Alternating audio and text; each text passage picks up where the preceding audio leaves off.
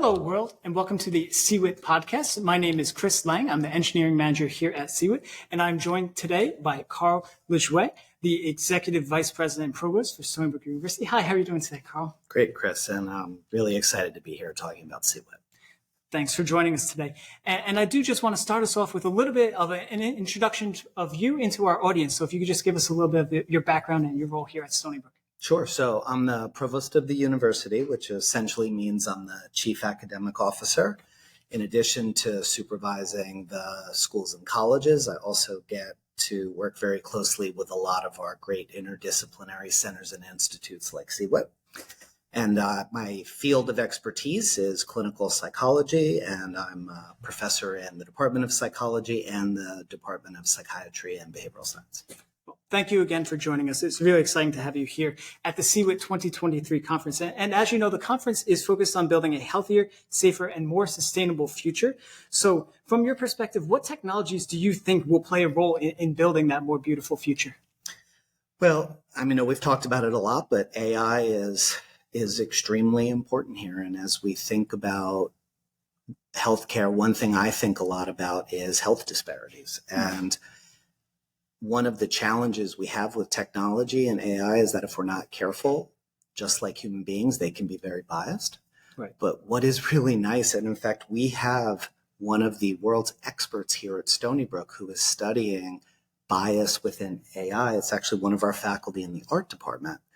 And by thinking about this up front and really thinking about the way to build in the humanities and ethics and the arts and thinking about how we don't just reproduce our biases, we can take this amazing technology and actually use it in a way that is going to create opportunities and actually help us fight things like health disparities. Yeah, I think that's such a great point because there is such a broad range of voices and skills that can be integrated into building these new technologies and leveraging these new technologies as we move into building that more sustainable future.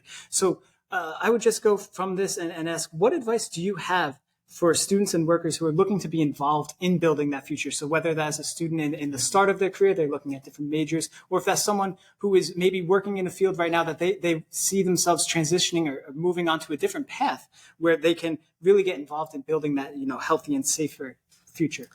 When she talks to our students at the convocation at the start of the year every year, President McGinnis actually talks about the importance of following your passion. And so from my perspective, for some students, that's going into a technology-related discipline and major. For others, if their passion is art history, if their passion is philosophy, they should follow that passion as well, but take the opportunity to get additional training. Take a class that's in engineering.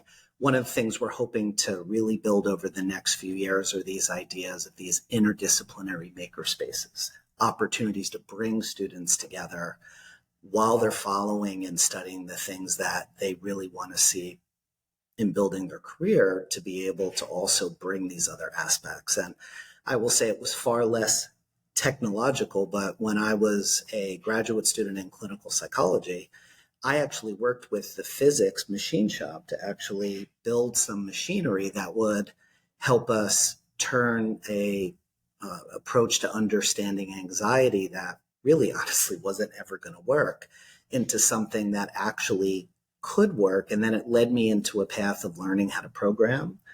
And one of the things that I was most excited about as a researcher was that I would build these very simple computer games to understand people's personality. I did this within the field that I was passionate about, but because I was open to those experiences, it actually made me better at that field. And I think for all of our students, if we can help them meet that passion, but also bring a whole arsenal of different skills and opportunities, it's great for the student and it's great for the state and our future economy. Yeah, and that's such a great point, because one of the things that gets me very excited and very energized is our CEWIT Hackathon, which is another example, I think, and you were there and present at that hackathon, where students across every discipline can get involved and engaged to take a look at the technologies and bring their own perspectives to those technologies and how they can use that to build something that maybe, they have their subject matter expertise, but they can collaborate with others and build off of their expertise and grow together. So AI and machine learning are one of the topics for our conference today. And of course, I have to bring it up. Everyone is talking about ChatGPT is such a household name now in the global community, and it's really brought machine learning to the front and center in the world. So I would just ask, how do you think that large language models and these type of different technologies have really impacted life and how people are interacting with technologies in a broader sense?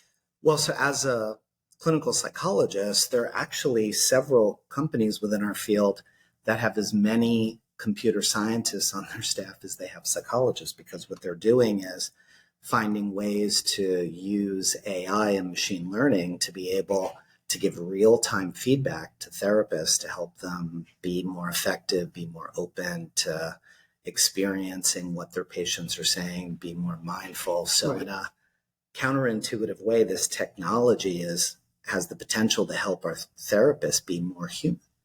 Right. Now, as a provost, I think we're really just starting to think about that. I mean, one obvious way, we're in the process of really tremendously expanding our AI Institute on campus. And so our ability to support all of our disciplines, both in developing, the next great AI basic tool, to being able to impact research ideas. I mentioned philosophy before, thinking about the ethics of AI, but also we are a state flagship, and that is a responsibility to the state. And so I see us also thinking about how do we impact K through 12 education, and how do we bring the technologies that are here in ways that can support what's happening early on. And if we can do that to bring more students of color, more women into these fields, because we're giving exposure early on, that would be tremendous. I think it's so exciting to think about that and how we are in such a position to take a look at this technology and work together to make sure that we are all building a healthier, safer, and more sustainable future. So thank you so much today. I really appreciate having you involved at our CEWIT conference, and also for taking the time to join us on our CEWIT podcast. So thank you once again, and thank you to our audience for joining us, and catch us on our next episode. Thank you.